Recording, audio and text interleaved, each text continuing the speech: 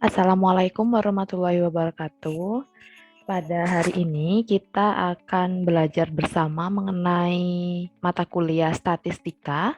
Nah, di sini saya sebagai pengampu pada sesi pertama sampai di UTS nanti. Nah, untuk pertemuan pertama kita akan belajar bersama mengenai pengantar statistika. Sebelum perkuliahan dimulai, kita berdoa dulu secara bersama-sama. Semoga apa yang kita pelajari hari ini bisa menjadi ilmu yang barokah. Berdoa menurut keyakinan masing-masing dipersilahkan.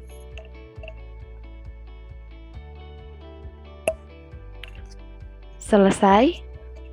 Baik, pada pengantar statistika hari ini, yang pertama kita akan membahas mengenai apakah yang dimaksud dengan statistika atau pengertian dari statistika itu sendiri.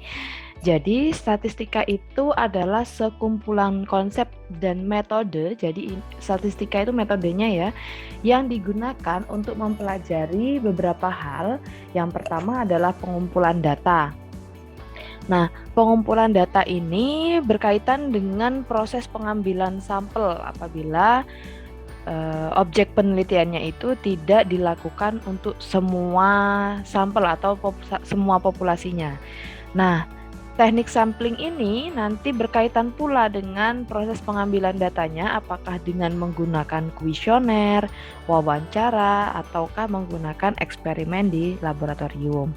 Nah, setelah pengumpulan data, kemudian data yang diperoleh kemudian akan dianalisa. Nah, analisa data ini nanti akan dijelaskan secara lebih detail di statistika deskriptif. Setelah analisa data yang diperoleh kemudian selanjutnya diinterpretasikan. Nah, ini diinterpretasikan agar orang lain yang membaca itu nanti bisa paham. Jadi dinarasikan agar lebih mudah untuk dipahami. Kemudian yang terakhir adalah pengambilan kesimpulan. Nah, untuk pengambilan kesimpulan ini selalu ada ketidakpastian. Nah, mengapa ada ketidakpastian? Karena sifatnya itu proses pengambilan sampelnya itu tidak dilakukan secara keseluruhan, jadi hanya beberapa saja. Maka pasti akan ada ketidakpastian. Nah, ini pengambilan kesimpulan ini biasanya juga berkaitan dengan rumusan masalah. Saya ambil contoh untuk yang selalu terdapat ketidakpastian itu ya. Jadi misalkan melakukan penelitian mengenai tingkat pengetahuan masyarakat X. Nah, sampel yang diambil populasinya misalkan adalah ada 1.000 orang. Nah, ada 1.000 orang tapi untuk mempermudah proses penelitiannya, maka sampel yang digunakan dalam penelitian tersebut hanya sekitar 100 orang saja. Nah, sisanya yang 19 orang itu kan masih belum pasti apakah nanti sama jawabannya dengan yang 100 ataukah berbeda. Jadi akan selalu ada ketidakpastian dalam proses pengambilan kesimpulan. Kecuali untuk untuk penelitiannya dilakukan secara menyeluruh, yaitu semua populasinya itu dilakukan penelitian, maka nanti untuk proses pengambilan kesimpulannya itu sudah tidak ada ketidakpastian gitu. Nah, itu tadi statistika ya. Jadi statistika ini berkaitan dengan ilmunya atau metode yang digunakan untuk mempelajari 4 hal yang ada di slide ini, yaitu dari proses pengambilan data, analisa data, interpretasi, dan pengambilan kesimpulan. Jadi ini adalah 4 tahapan yang sudah runtut dari proses pengumpulan sampai dengan pengambilan kesimpulan. Nah, kemudian statistik. Nah, apakah sama dengan statistika? Nah, kalau dilihat dari katanya di sini cukup mirip ya, hanya berbeda huruf A di belakang. Yang satu statistika, yang satu statistik. Tapi di sini pengertiannya itu memiliki makna yang berbeda. Kalau statistika itu berkaitan dengan prosesnya atau metodenya yang dilakukan untuk mendapatkan sebuah kesimpulan atau hasil. Nah, statistik di sini itu adalah hasil. Jadi statistik itu hasilnya, hasil yang menjelaskan ciri suatu sampel atau contoh.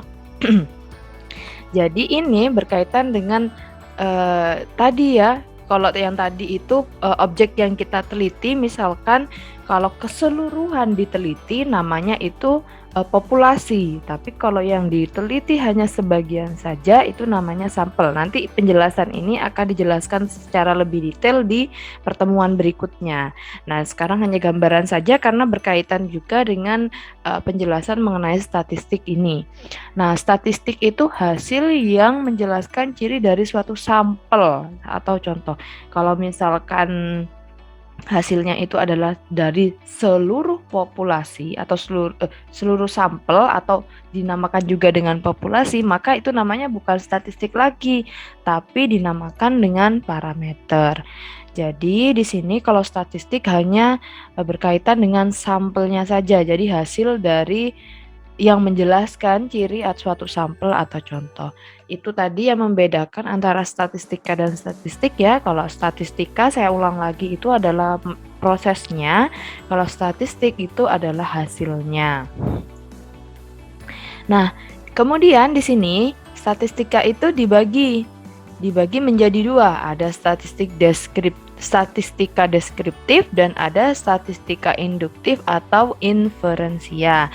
Nah, untuk statistika deskriptif ini adalah statistika yang berusaha untuk menjelaskan ya, untuk menjelaskan, mengumpulkan, menganalisa, menginterpretasi dari suatu data yang diteliti, itu deskriptif.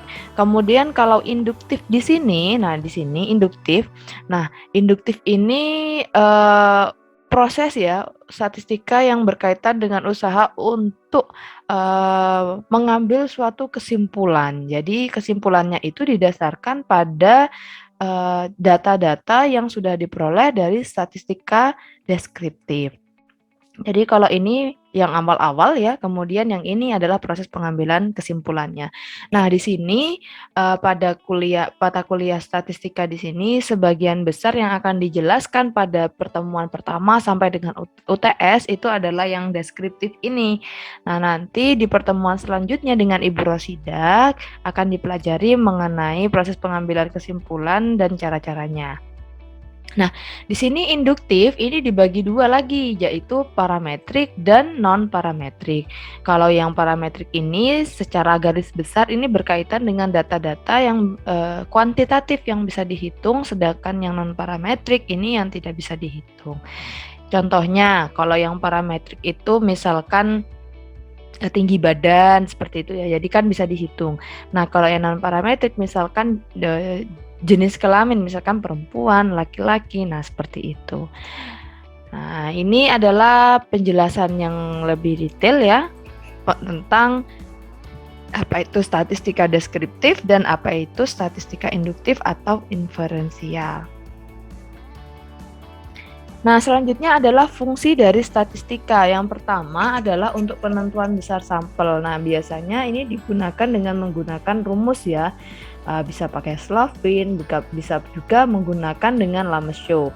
Nah, nanti bagaimana rumusnya? Nah, akan dijelaskan di pertemuan selanjutnya. Jadi di awal ini kita hanya membahas pengantarnya saja, jadi gambaran secara umum.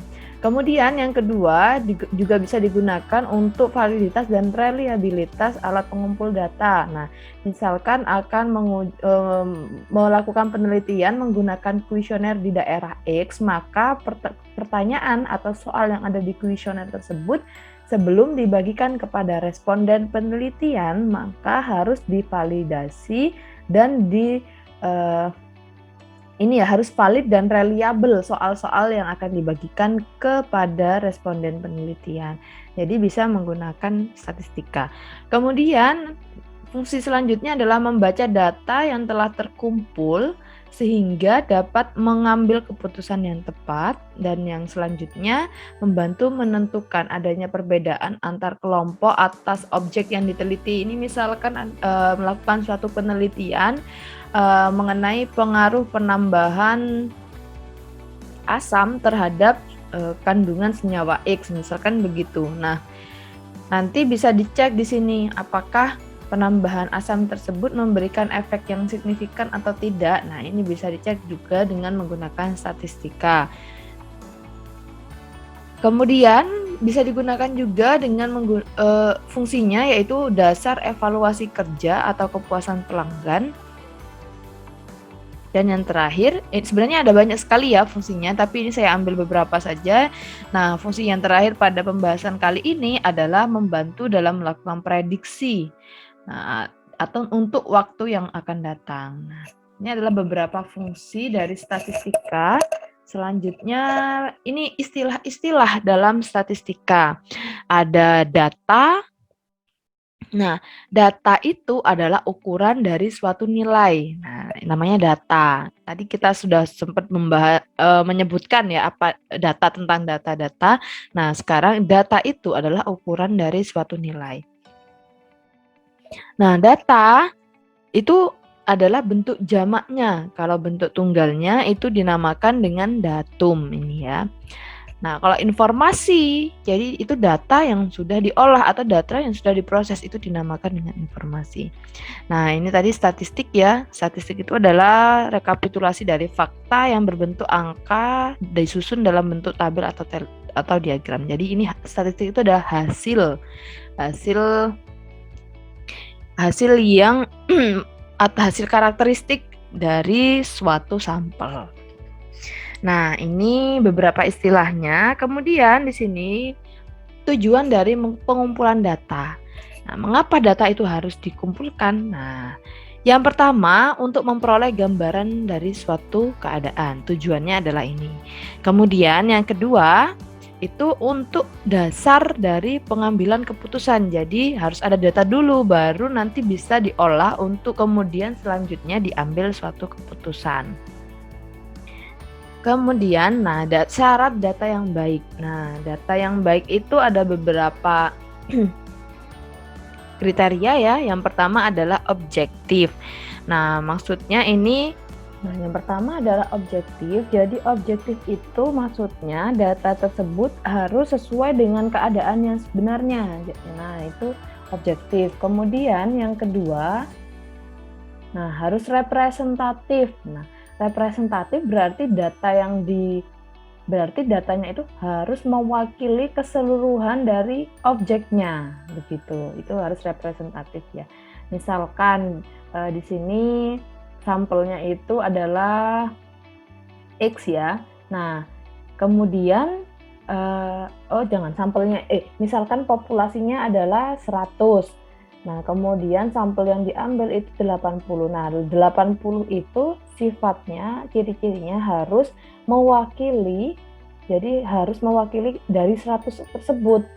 Begitu. Jadi walaupun yang diambil hanya 80, tapi itu 80 itu harus representatif dengan 100 gitu. Kemudian up to date, jadi tidak ketinggalan ya. Jadi yang terbaru yang digunakan itu data yang baik itu begitu.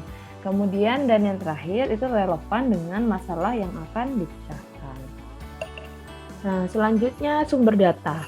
Nah, sumber data ini ada data primer dan ada data sekunder. Nah, data primer ini didapat langsung dari narasumbernya, bisa melalui interview, wawancara, atau pengamatan. Kalau data sekunder ini didapat dari pihak lain, bisa dari buku, jurnal, artikel, atau publikasi yang lainnya.